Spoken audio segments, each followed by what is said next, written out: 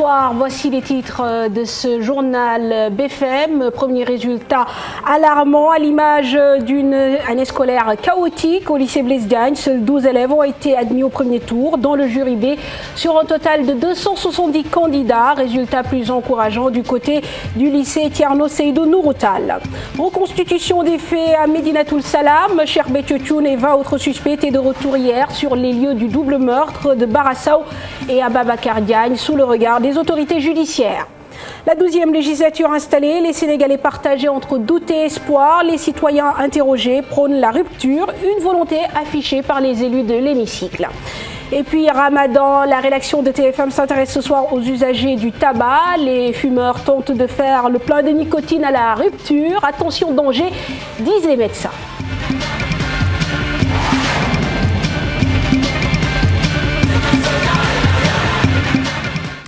Merci de votre fidélité. Bonjour si vous êtes à table. Le brevet de fin d'études moyennes, communément appelé BFM, commence à livrer ses verdicts. Et au lycée Blaise Diagne, la sentence est lourde. Exemple parlant, dans le jury B, seuls 12 élèves sont admis au premier tour sur un total de 270 candidats. Exception à cette tendance qui se dessine, le lycée Thierno Seydou Nourou Tall, qui présente un excellent taux de réussite. Sur 80 candidats, 41 ont été reçus d'office. Reportage d'Aminata Mbaresso.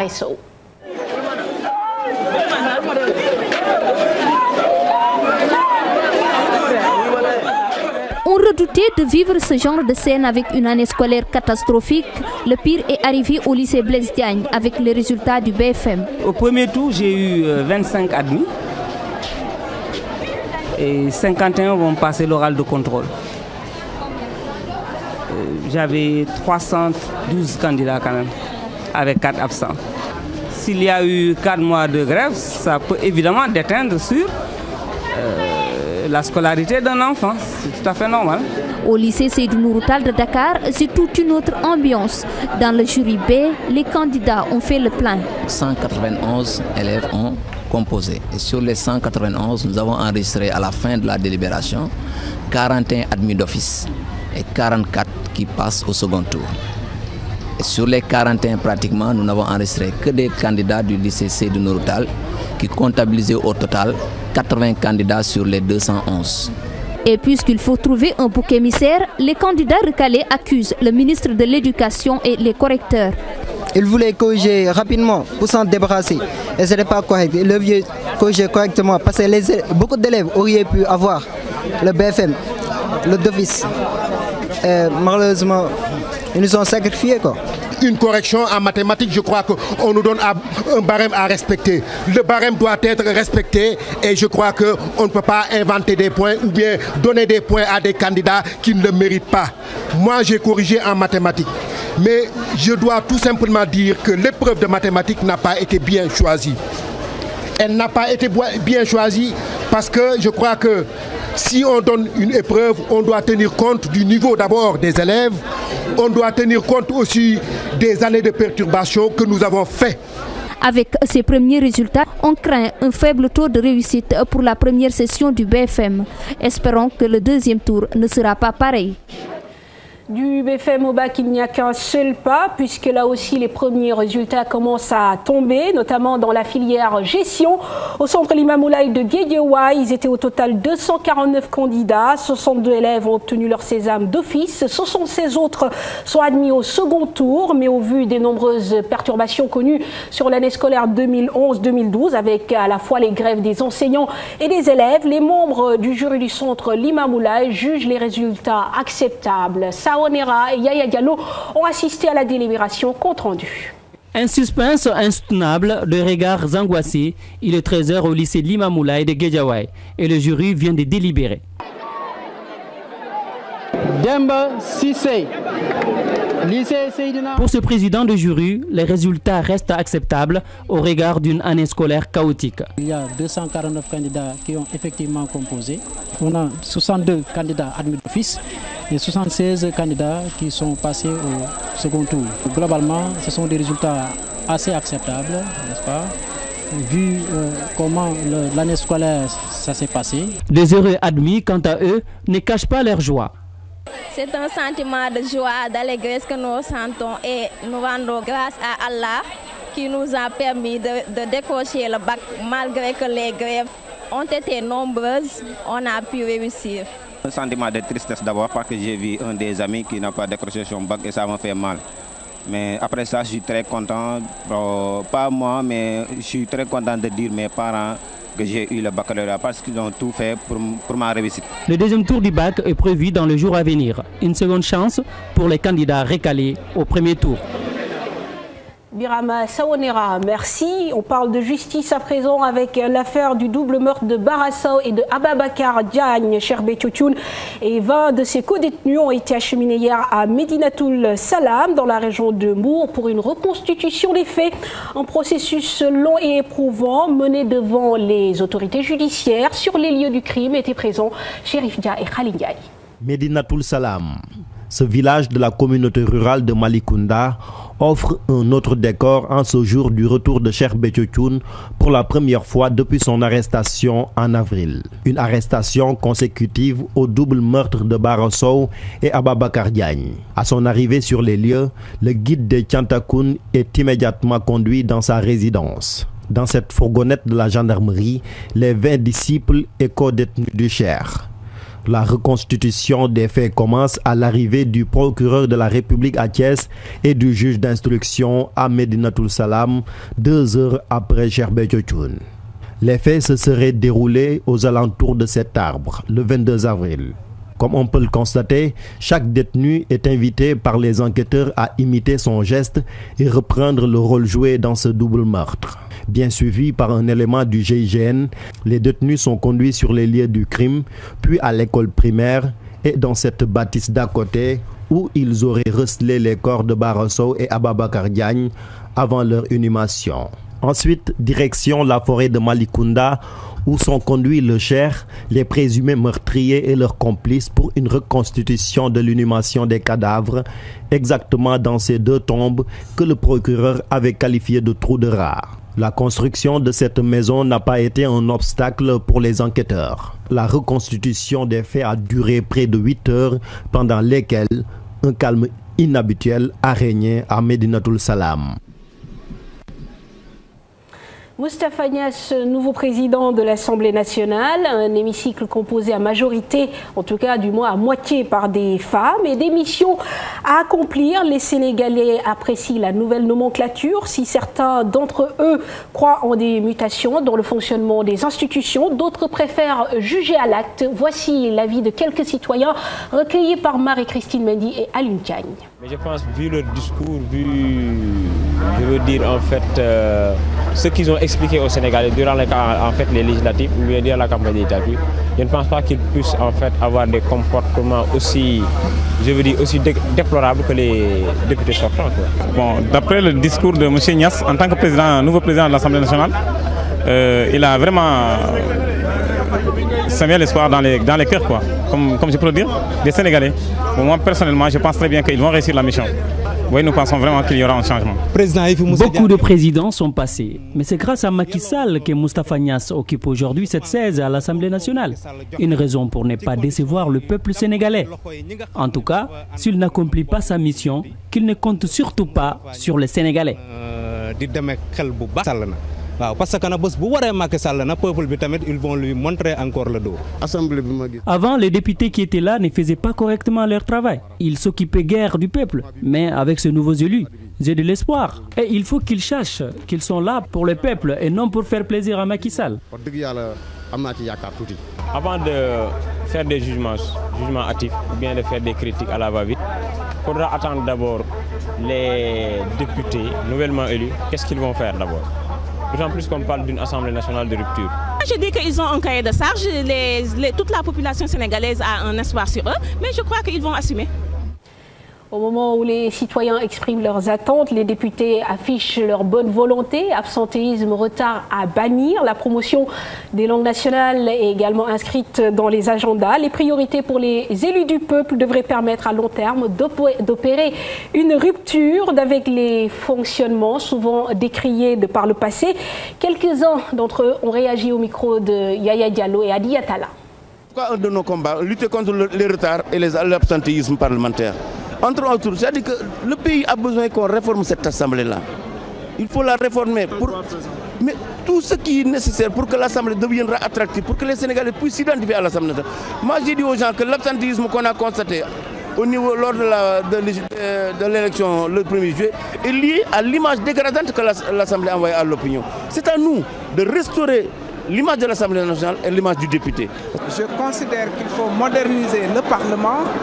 L'une des premières mesures pour lesquelles je me battrai, ce sera pour la promotion des langues nationales à l'Assemblée avec le système de traduction simultanée et évidemment la radio-télévision parlementaire. C'est vrai que nous venons d'arriver, nous sommes novices en la matière, mais nous ne sommes pas pour autant dépaysés parce que nous pensons aujourd'hui que le combat qu'on a toujours mené dans le cadre de la défense des intérêts des populations, mais nous sommes aujourd'hui arrivés dans un réceptacle qui pourra nous permettre de les défendre avec acuité, de les défendre avec justice, mais également avec fierté. Vous pouvez vous attendre à des innovations, à des ruptures. Parce que le président Macky Sall, ce qu'il a dit, c'est-à-dire une assemblée de rupture, ce ne sont pas que des mots. Vous allez le voir sur le fonctionnement de l'Assemblée nationale, vous allez le voir sur le comportement des députés, vous allez aussi le voir sur sur les lois qu'on va voter. Et je pense que cette rupture-là sera du réel. Restons dans les coulisses de l'Assemblée nationale où l'ambiance oscillait hier entre solennité et fierté. Certains proches venus soutenir les députés semblaient tout de même ignorer le nombre et voire même le rôle de ces derniers. Ali Atala dans les coulisses de l'hémicycle.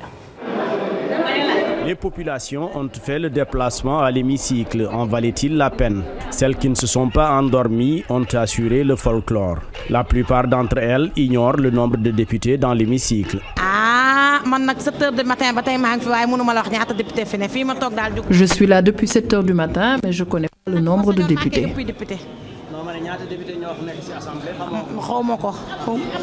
Je ne connais pas le nombre de députés qu'il y a dans l'hémicycle. Les rares personnes présentes devant les grilles de l'Assemblée nationale qui connaissent le rôle de l'hémicycle fondent beaucoup d'espoir sur la 12e législature. Les députés ne doivent pas oublier qu'ils sont élus par le peuple, donc ils doivent être au service du peuple.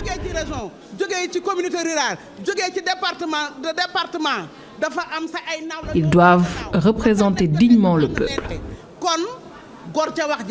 Les forces de l'ordre également n'ont pas été en reste. Elles ont fait preuve de zèle à l'encontre des journalistes confondus au public.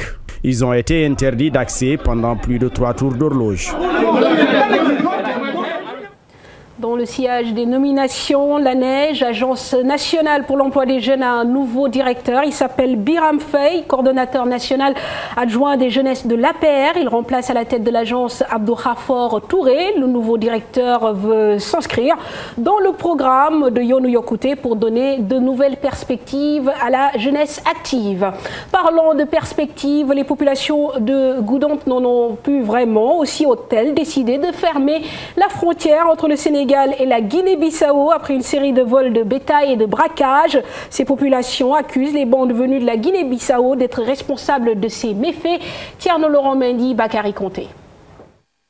Le torchon brûle entre les populations bissau-guinéennes et sénégalaises qui jouxtent la frontière sénégalo-bissau-guinéenne. Dans le Balantacounda, les Sénégalais ont barré la frontière aux Bissau-guinéens. Ces derniers ont du mal à se ravitailler en riz, huile, tomates, entre autres sucre. Les commerçants bissau-guinéens ne peuvent plus accéder dans les marchés hebdomadaires du Balantacounda pour évacuer leurs produits comme l'huile de palme. Ces populations sénégalaises jouent actuellement le rôle de la police des frontières. Elles contrôlent tous les véhicules en provenance de la Guinée-Bissau. Pire, tout passager qui a la nationalité bissau-guinéenne et l'ethnie Manodje est aussitôt renvoyé en Guinée-Bissau. Ces populations du Balantacounda accusent les Bissau-guinéens d'avoir volé leurs troupeaux et d'être responsables de multiples attaques et braquages enregistrés dans le département de Goudomp. La tension est très vive dans les villages de Yaran, Fassada, Binakondi, entre autres Assoul et la commune de Samine. Malgré les négociations entamées par le comité de pilotage des initiatives transfrontalières dirigé par Yaya Diao pour l'ouverture de la frontière, ces populations du Balantacounda refusent toujours de céder. Sur l'internationale crise syrienne, un Sénégalais au cœur de sa résolution, nommé chef de mission des observateurs en Syrie par Ban Ki-moon, secrétaire général de l'ONU, le général Babacar Gaye est désormais sous les feux de la rampe. Retour sur la carrière fulgurante d'un brillant officier avec Maguette Niang. Le général Babacar Gaye, le chef des observateurs de l'ONU, et son équipe ont été la cible d'une attaque dimanche dernier près de Homs en Syrie. Une porte-parole de l'ONU indique que le convoi avait été touché par des tirs, mais personne n'a été blessé. Né le 31 janvier 1951 à Saint-Louis, Babacar Gaye a connu une carrière fulgurante au sein de l'armée sénégalaise. Après avoir occupé plusieurs postes de commandement, il est nommé chef d'état-major général des armées en 2000 par le président Wade. Suite au naufrage du Joola, il est remplacé par le général Papa Khalilou Fall en 2003.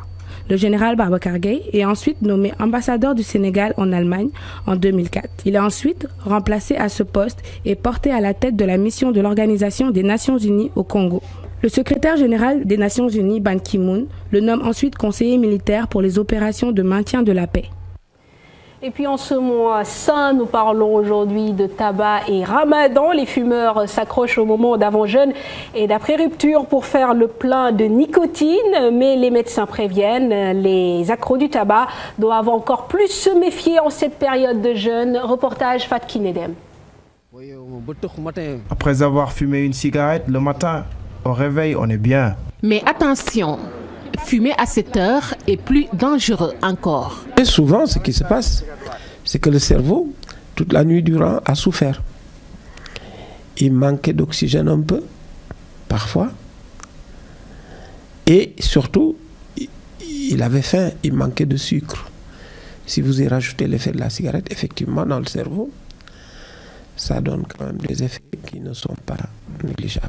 Fumer en période de Ramadan n'est pas chose facile pour les consommateurs. Certains coupent leur jeûne avec une cigarette.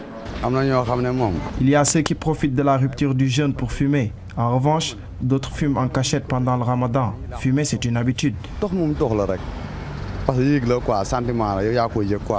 Plus on fume en période de Ramadan, plus on est exposé à des risques sanitaires. La cigarette, un tueur silencieux. Je peux fumer 2 à 3 paquets de cigarettes par jour. Certains fumeurs très accros, quand ils coupent, qu'est-ce qui leur manque le plus? C'est toutes les drogues qui étaient contenues dans le tabac. Et c'est comme un sujet en manque à qui on donne sa drogue tout de suite. Il saute dessus. Et il a tendance à exagérer. À un moment où son organisme réclame autre chose que la cigarette. Il lui donne la cigarette. Donc il l'empoisonne. La cigarette agit sur toutes les parties du corps. Elle est responsable de 35% des impuissances sexuelles, de beaucoup de difficultés de procréation chez les femmes, entre autres.